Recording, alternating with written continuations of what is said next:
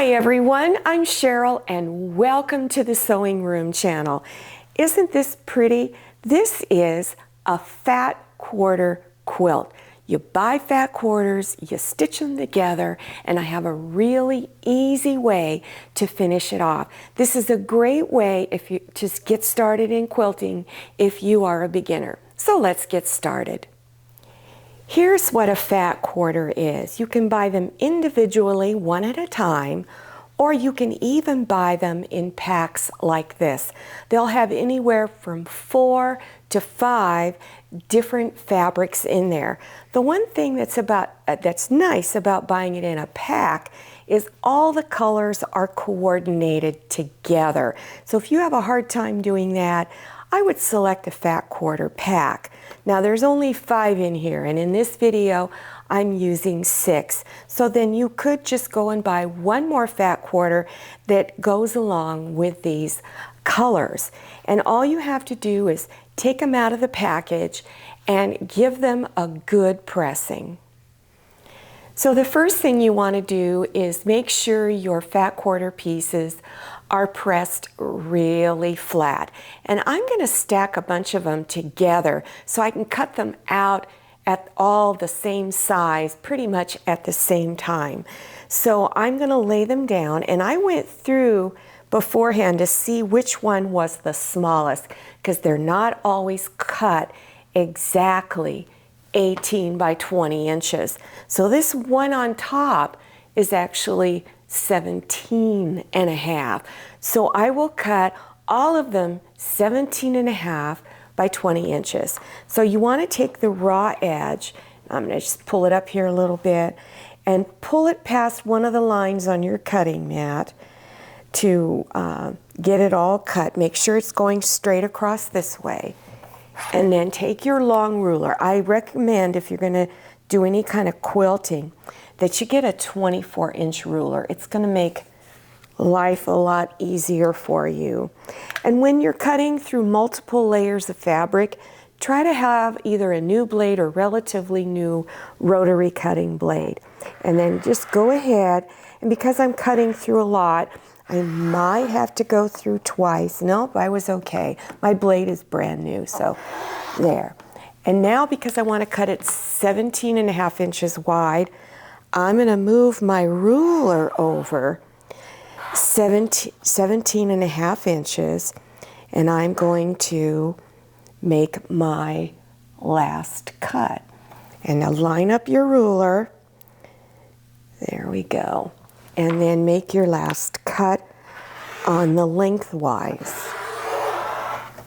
Now after doing this, I want to cut the other 2 ends straight. So I'm going to move this over, and I'm lining it up, and there we go. And I'm going to cut them all the same length, making sure your ruler is lined up exactly on those lines, and then cut. And then go down to your bottom edge here and cutting them all the same. Taking your time, and then do your last cut. I'm only using 6 fat quarters in this quilt, and this will make a nice lap size quilt. And so I have my long edges, my 21-inch edge going this way. Some of your fat quarters are longer than 20 inches. These, I was lucky on this, so 21 inches this way and 17 and a half inches going this way. And I've lined them up like this, trying to make the same colors aren't next to each other. So when this quilt is done, it's going to be about 52 inches by 62 inches or so. I'm going to start bringing my pieces together. So I'm bringing the 17 and a half inch edge together, and I'm laying them on top with the pretty sides facing each other. The pretty sides is also called front side or right side. There's a lot of different ways to call it. Now you can either use your sewing machine, and if you want to use a sewing machine, you can pin your pieces together and then stitch a 1/4 inch seam along here. Then when you're done stitching these two together, you're going to bring this one on top of this light colored one and stitch a 1/4 inch. You'll do the same thing with your second row. Now I'm not going to use a regular sewing machine. I'm going to use a serger, and when you use a serger, it's really, really fast. I'm going to place my raw edge of my fabric right on the edge here. So I've got my presser foot lifted up, lining it up. And you don't really want to have too much cut off with your blade there. So just keep it on this edge so you have a nice straight seam. And just begin to stitch. And as you go along, just make sure your fabric is lined up correctly. And as I said, just line this fabric on the edge there.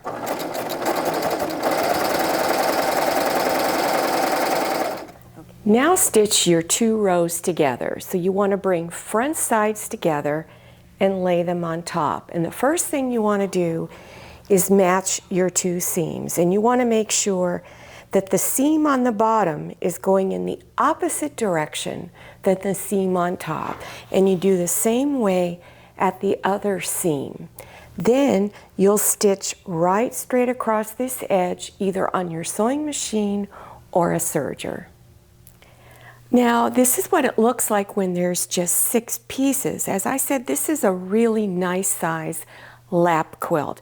But if you want to use this technique to make it for a bed, then you want to measure your bed, how far you want the sides to go down on your bed, and just keep adding enough fat quarters to cover that area. Once you have your quilt top all stitched together, then you need to decide how you're going to finish the quilt off. You're going to need to put batting in it and also fabric on the back. So there's 2 types of batting that I recommend you use. This one here is extra loft polyester batting, and you can get this at Walmart, Joann's, and on the internet. It makes your quilt fluffy. Over here, this is cotton batting, and you can get this at Joann's and Walmart and also off the internet. The differences are, the big difference I should say, is cost. The polyester batting is much more budget friendly. The cotton batting is a lot more expensive, and the price has really gone up lately. So you want to really think about it. There's also another batting that's a combination of both. It's a cotton and polyester blend, and you can also get that at Walmart, Joann's, and the internet.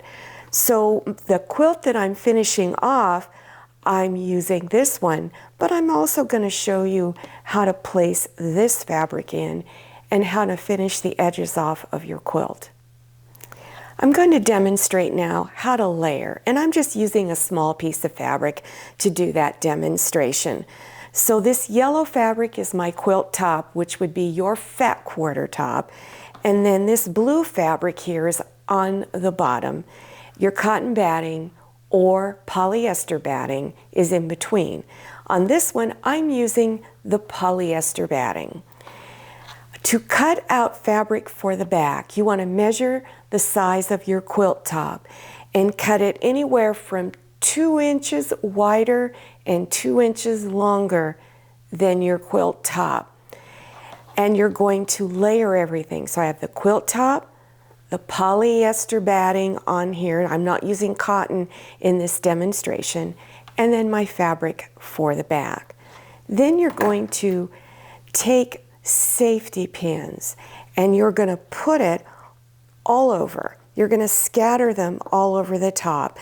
And for making a quilt, I like using safety pins.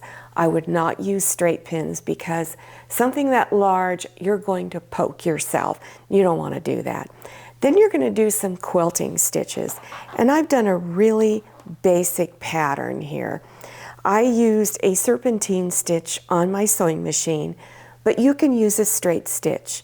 Most of your computerized sewing machines have a serpentine stitch on it. So you need to test it out on a piece of fabric. You might have to lengthen and widen your stitch to get it to the look that you want. But remember, you can always use a straight stitch. So you can go on a diagonal like I did here, or you can go straight up and down and then side to side. This is the presser foot that I recommend you use. It's called a walking foot. And you can get these for almost every sewing machine if you don't already have one. You can either go to your local sewing machine dealer store and have them order one for you, or you could go to an internet store called Sewing Machine Parts online and just ask for a walking foot for your model of machine, and you'll probably find one. They're used a lot. So after you've done your quilting stitches, then you're going to go to two opposite edges. You're going to go to your ironing board and fold them over towards the quilt top and press with your iron, and then fold over the top and press with your iron. And then you're going to stitch along this edge all the way down. So you do it on your two opposite edges, and then you're going to go to your other two opposite edges, fold it and press, fold it over the top and press, and then stitch along that edge. If you liked this video and you want to get back and refer to it again, the best way that I can suggest to you is to write the name of the video down and set up a notebook like this called My Stitching Notes. So if there's specific videos that you watch on YouTube or other websites, write it down, the name of the video, the exact name of the video, and what was in that video that you liked. So for instance, if you wanted to know how to do your layering of a quilt, you know that you can go to that particular video. And if you want to know how I set this book up, it's called Tip of the Week, episode number 10, and the link will be listed below your YouTube screen. Well, here it is. It's all done. Now remember, in this one, the finished one, I used cotton batting, but you can use any batting that you want. And this was really quick. You can finish this in a few hours if you're just making this lap size quilt. Now, if you're interested in other quilting projects for beginners, check below your YouTube screen for those video links. You just scroll down to the description section, expand it open by clicking on the arrow, and you'll see all kinds of links listed below. Now also, don't forget to follow me on Instagram and check out my Facebook page. Thank you so much for watching. I'll see you next time, and happy sewing. If you like the Sewing Room channel, one of the best ways to show your support is to subscribe by clicking on that red subscribe button and give this video a thumbs up. And don't forget to click on share to share this video with your friends. And make sure you click on the bell so you receive notifications for all my new videos. I'm Cheryl, this is Manny, and this is Scotty. See you next time.